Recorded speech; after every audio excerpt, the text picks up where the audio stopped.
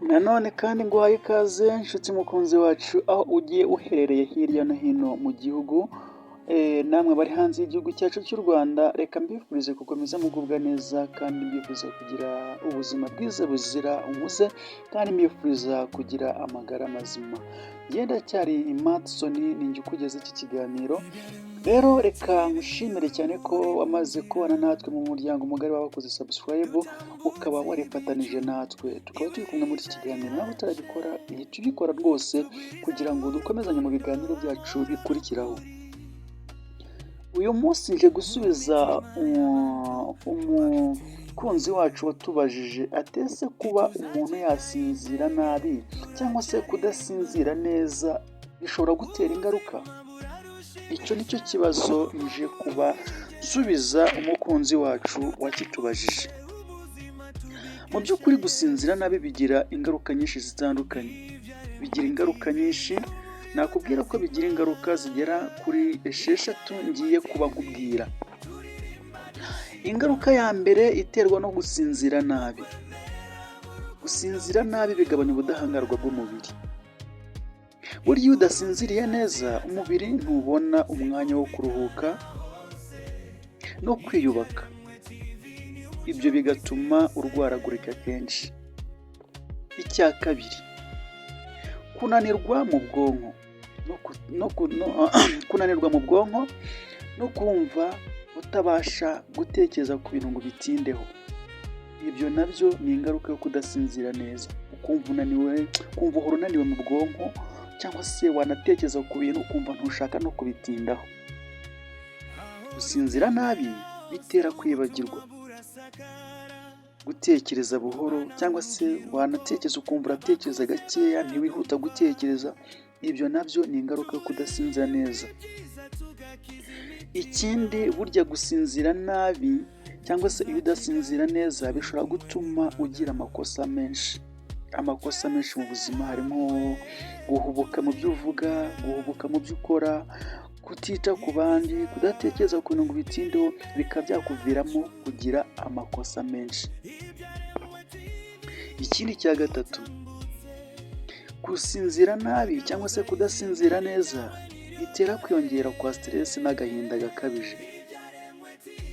Kubura ibitotsi biriyongera, ukagira stress, ugahangayika, ukagira depression cyangwa se agahinda gakabije.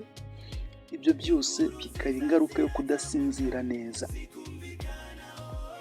Ikindi cya kane nakugezaho cyangwa se nakubwira, iyo udasinzira neza cyangwa se iyo udasinzira bihagije bitera indwara z'umutima n'umuvuduko w'amaraso. Kudasinzira neza igihe kirekire cyangwa se mu buryo bwiza bishobora kongera umuvuduko w'amaraso, bishobora kongera ibyago by'indwara z'umutima. Rero niyo mpamvu gusinzira burya ni ikintu kibi cyane.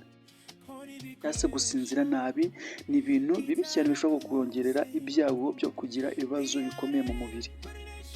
Icya gatanu nakubwira giterwa no kudasinzira neza, kwiyongera kw'ibiro cyangwa se kugira umubyibuho ukabije.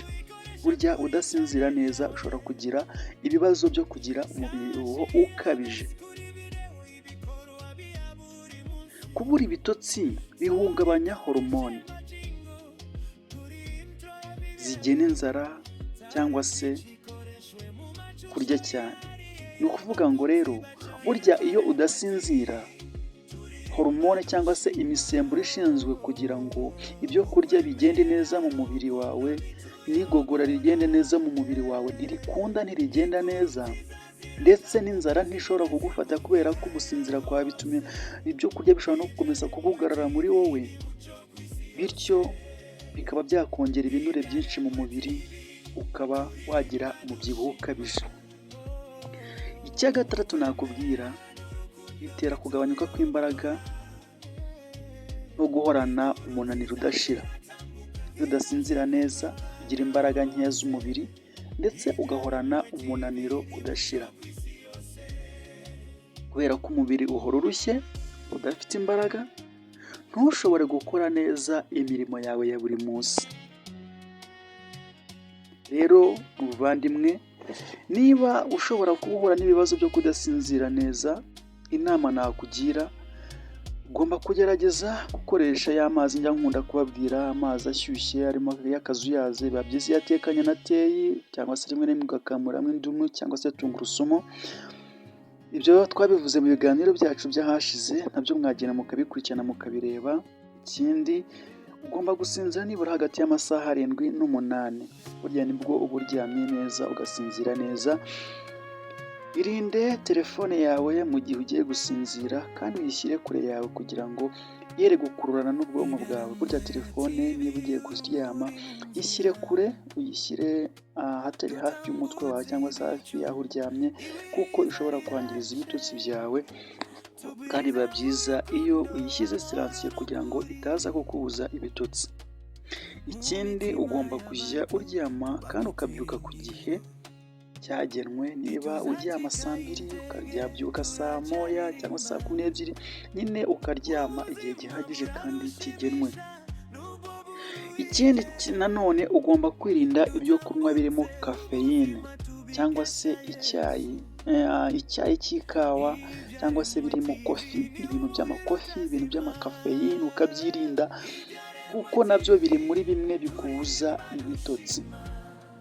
Yego, rero ibyo ni bimwe mu bikubuza ibitotsi mu buryo bukomeye cyane. Rero iki kiganiro twagarukagaho ni icyagaragazaga ko ushobora kugira ikibazo gikomeye mu gihe udasinzira neza. Dusubiza umukunzi wacu wakitubajije. Reka mbashimire ko twabanye kandi turi kumwe no mu bindi biganiro byacu bikurikiraho. Imana ikomeze kubarinda no kubaha umugisha kandi ibahe ubuzima buzira umuze kandi bufite amagara mazima. Njye nari Madison, ikomeze kugubwa neza.